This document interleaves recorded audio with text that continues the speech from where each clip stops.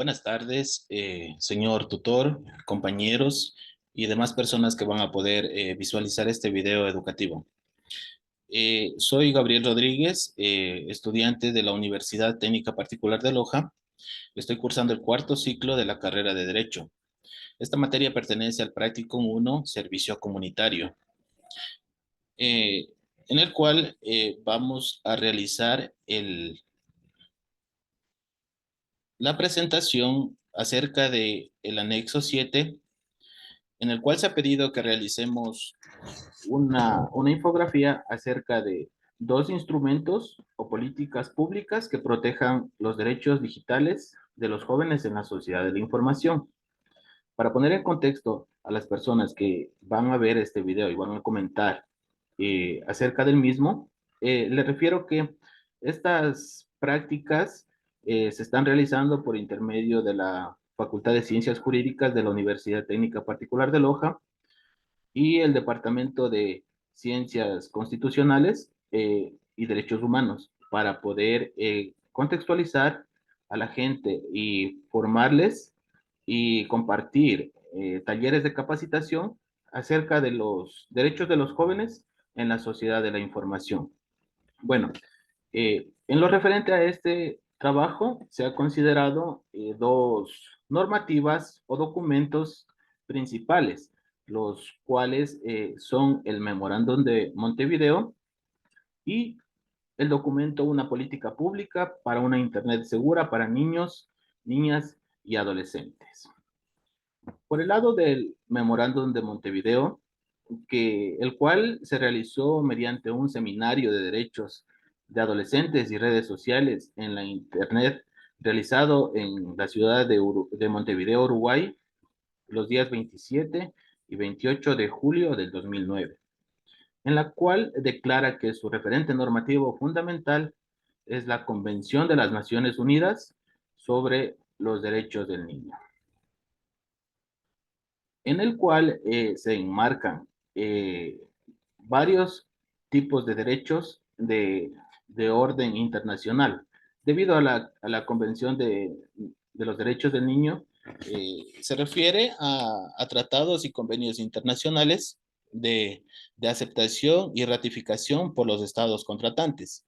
El Ecuador, como forma parte de estos instrumentos y los ha ratificado, se obliga así para sí mismo y para todos los ciudadanos que formamos parte del territorio para ponerlos en práctica. Bueno, en este memorándum refiere a 5 recomendaciones, las cuales se han desglosado en este instructivo, los cuales hemos tomado en consideración los aspectos más importantes. Vamos con el primero. Recomendaciones para los estados, entidades educativas para la prevención, educación de niñas, niños y adolescentes. Es importante recalcar en este sentido el rol de los padres y de la escuela para educar y concientizar, transmitir a los niños los peligros y el espíritu de las leyes. Como segundo punto, se recomienda para los estados contratantes sobre el marco legal, la creación y reforma de leyes que protejan los datos personales y que aseguren la igualdad en lo virtual y en lo real.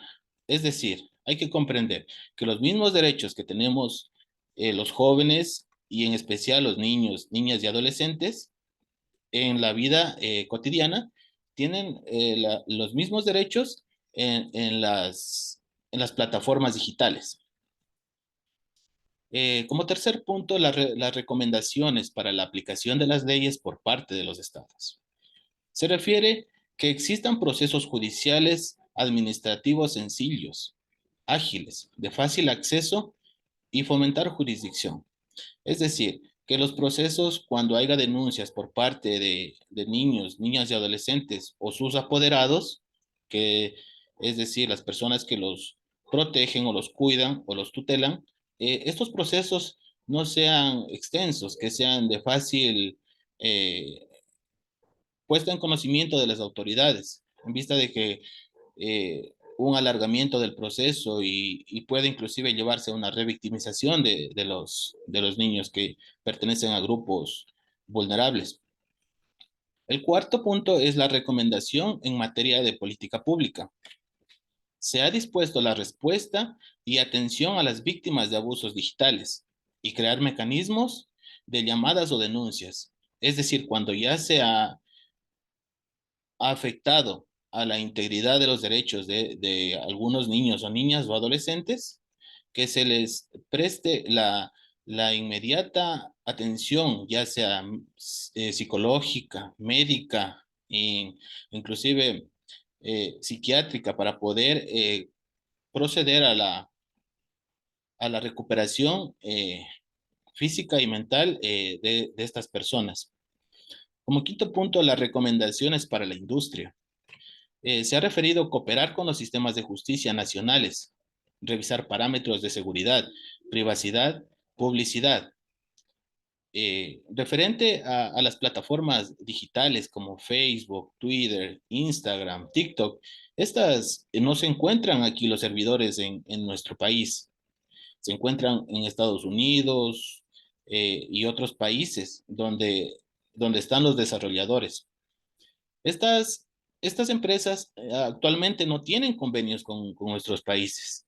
Ellos se basan en sus políticas de privacidad y sus políticas autónomas, más no responden al ordenamiento jurídico ecuatoriano, el cual es una recomendación del Memorándum de Montevideo que se coordine para lograr consensos y así revisar este tipo de políticas.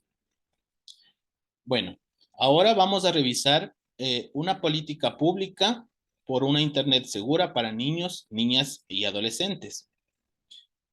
Esta política pública es un documento con una iniciativa del Consejo Nacional para la Igualdad Intergeneracional y Apoyo Internacional.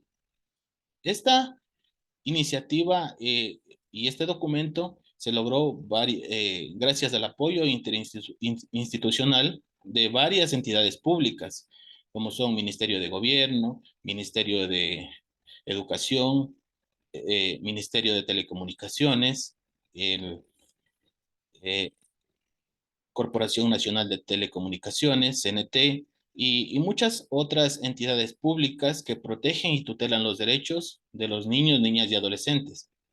Y está destinada a promover conductas protectoras o preventivas de factores de riesgos que pueden poner en peligro la integridad de niños, niñas y adolescentes.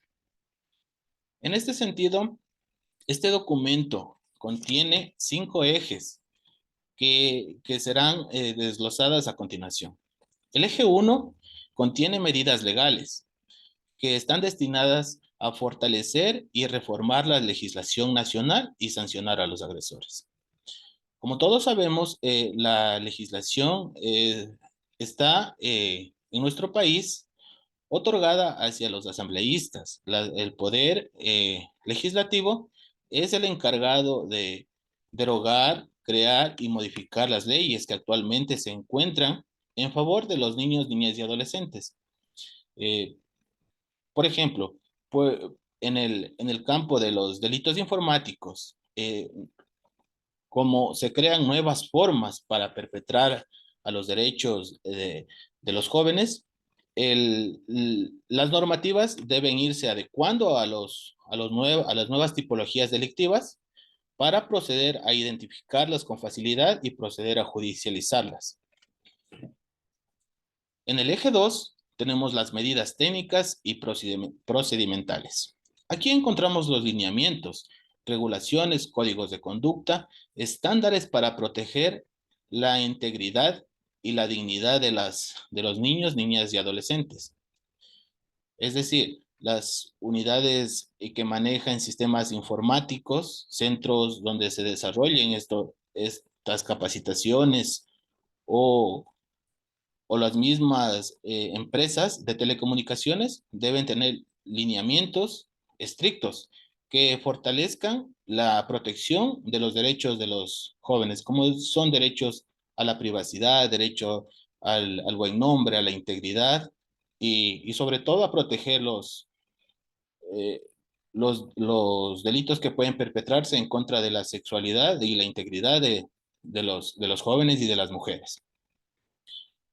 Vamos al tercer eje, es la construcción de estructuras organizacionales y seguimiento y control. Es decir, una vez que ya se han realizado medidas técnicas y procedimentales por parte de organismos públicos, tenemos que darle seguimiento y control conjuntamente con los organismos internacionales y la participación de los niños, niñas y adolescentes, los cuales deben ser partícipes de este control, porque es para ellos y con ellos que se debe realizar este tipo de actividades. En el eje 4 tenemos la construcción y fortalecimiento de capacidades. Promover una cultura de prevención y seguridad en los entornos digitales dentro y fuera del sistema educativo. Como mencionamos en el memorándum de Montevideo, eh, es importante reconocer que los derechos de los niños, niñas y adolescentes se trasladan del campo real al campo virtual. Entonces, tenemos que generar siempre estos espacios y entender que en cualquiera de los dos ámbitos, sea el real o el digital, tenemos que promover la cultura de seguridad. Y como eje es quinto, la estrategia comunicacional, mediante prensa, radio, TV, medios digitales. Debemos propender para disminuir la vulnerabilidad de los jóvenes, de los niños y niñas y adolescentes, garantizando sus derechos digitales.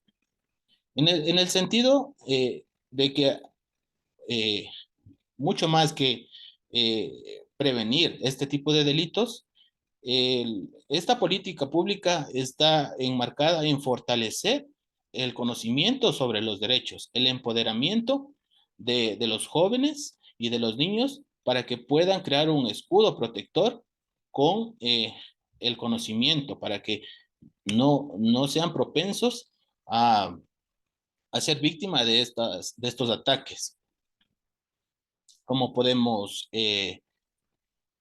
tener en cuenta el cyberbullying, el cyberacoso, el sexting y el acoso sexual por medio de plataformas digitales y muchas otras tipologías de conductas?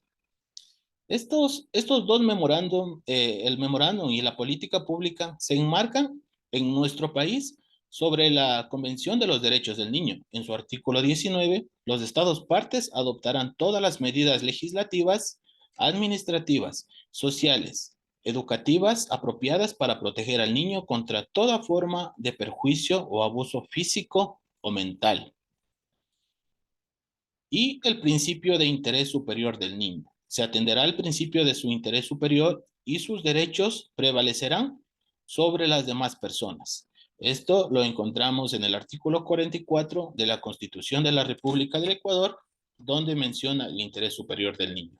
Es decir, todos los instrumentos, ya sea la, la propia Constitución, la Ley Orgánica de la Niñez y la Adolescencia, la Ley de Protección de Datos Personales, la política pública para una Internet segura para niños, niñas y adolescentes, siempre deberán enmarcarse en lo que es el interés superior del niño. Entonces, con esta breve explicación, hemos dado a conocer estos dos instrumentos o políticas públicas que protegen los derechos digitales de los jóvenes en la sociedad de la información. Les agradezco un mundo y hasta la próxima. Muchas gracias.